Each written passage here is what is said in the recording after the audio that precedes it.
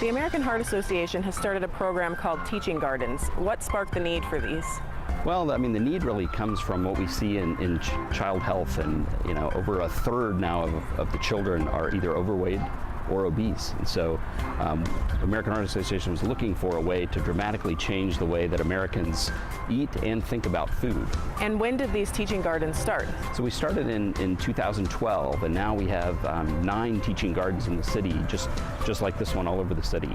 And why did Roche decide to get involved with teaching gardens? Well, really, as a global leader in personalized healthcare, making a difference in the lives of others is part of who we are as a company. And the American Heart Association Teaching Garden program just seemed like the perfect partnership. I noticed that a lot of these boxes have a different grade assigned to them. How does that work? Well, we have 6 grades here, so 1st through 6th grade, and we have 10 boxes. So we wanted every single grade level to have a box that they were responsible for. So they would do the weeding. Actually, in the fall when we first planted, the kids decided what they wanted to put in the box, and then they actually drew maps on graph paper to figure out where they're going to put the plants, spacing them all out.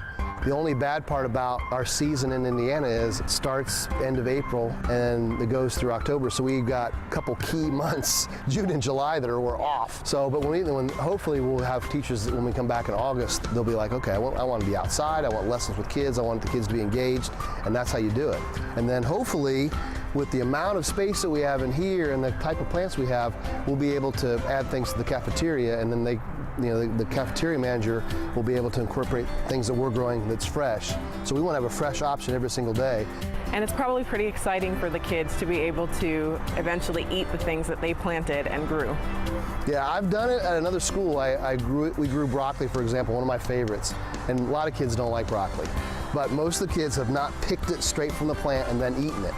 So they're used to, they think that it's going to be frozen or whatever, and when they eat it straight from the garden that they have helped to plant and maintain, it has a different flavor. I don't know why, but it's all of a sudden better.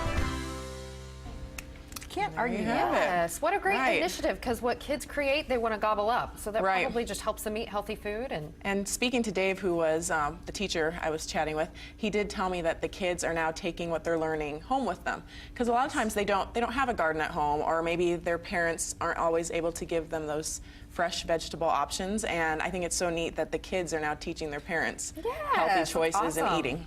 Yeah, it gives them something to do too. A sense of responsibility doesn't hurt them either. So, oh, very interesting. Did your parents or grandparents have a garden?